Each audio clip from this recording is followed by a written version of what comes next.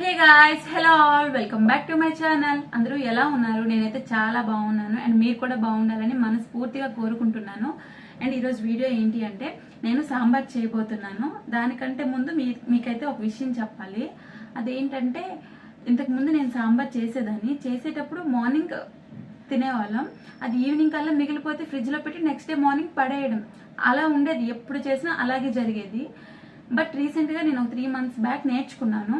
ఎంత బాగా వస్తుందంటే ఇంకా మార్నింగ్ చేసినా మార్నింగ్ కంప్లీట్ అయిపోవాల్సింది, ఇంకా అంత బాగుంటుంది. నేనైతే యూట్యూబ్లోనే చూసి నేర్చుకున్నాను ఆ ప్రాసెస్ అది. సో అది మరి అంత బాగా నేర్చుకున్నప్పుడు మీకు చెప్పకపోతే ఎలా చెప్పండి? సో నేనైతే ఇప్పుడు చేయబోతున్నాను. ఆ ప్రాసెస్ ఏంటి అనేది మీకు కూడా చెప్తాను. ఫస్ట్ ఏంటంటే కందిపప్పు శుభ్రంగా కడిగేసి కాసేపు నానబెట్టుకోవాలి. తర్వాత ఒక 4 నుంచి 5 వెల్లుల్లి రబ్బలు పొట్టది తీసేసి వేసుకోవాలి. కొద్దిగా పసుపు, కొంచెం సాల్ట్, కొంచెం వాటర్ అది వేసి పప్పుని ఒక 4 నుంచి 5 విజిల్లు వచ్చే వరకు అయితే ఉడకబెట్టుకోవాలి. ఒక పక్క పప్పు ఉడుకుతుంటే ఇంకో పక్క అయితే సాంబార్ కోసం గిన్నె పెట్టాను. ఇందులో కొద్దిగా ఆయిల్ వేసి కొంచెం మెంతులు వేసుకోవాలి. మెంతులు ఎక్కువ వేస్తే చేదు వచ్చేస్తుంది కాబట్టి కొంచెమే వేసుకోవాలి. నెక్స్ట్ ఒక 4 నుంచి 5 పచ్చిమిరపకాయలు అయితే వేసుకున్నాను. ఇంక పచ్చిమిరపకాయలు అయితే వేగాక 2 ఉల్లిపాయలు అయితే తీసుకొని వాటిని అయితే ఇలా చక్రాల్లాగా గుండగా తరిమేసి వేసుకున్నాను.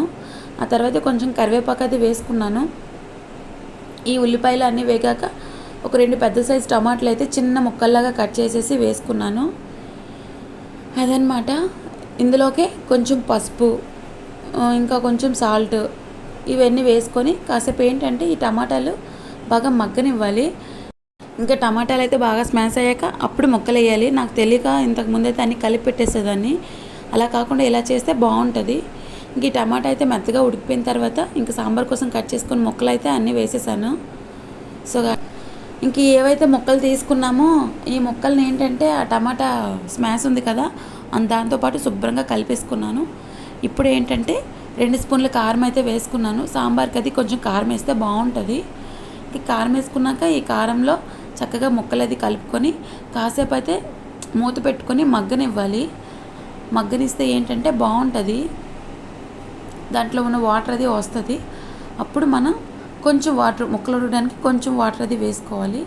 కాసేపు ఇంకా ఈ వాటర్ అయితే వేసాం కదా, ఈ వాటర్లో ముక్కలు అది ఒక 50% వరకు అయితే ఉడికిపోవాలి.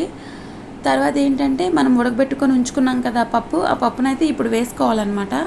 ఇంకా ఆల్మోస్ట్ పప్పులోనే ముక్కలు ఉడికిపోవాలి. పులుపు వేసాక ఉడకాలి అంటే పులుపు పట్టేస్తుంది. సో అదనమాట. ఇంక ఈ పప్పు అది వేసుకొని చక్కగా కలుపుకొని ముక్కలను అయితే ఆల్మోస్ట్ పప్పులోనే ఉడికించుకోవాలి. తర్వాత ఒక పెద్ద సైజు నిమ్మకాయ తీసుకొని దాన్ని కాసేపు నానబెట్టుకున్న తర్వాత ఆ చింతపండు పులుపతి తీసి ఇదిగోండి ముక్కలు అయితే చక్కగా ఆల్మోస్ట్ ఉడికిపోయాయి. ఇప్పుడు ఏంటంటే ఏదైతే పులుపతి తీసుకున్నామో ఆ పులుపతి ఇప్పుడు వేసేయాలండి లాస్ట్లో.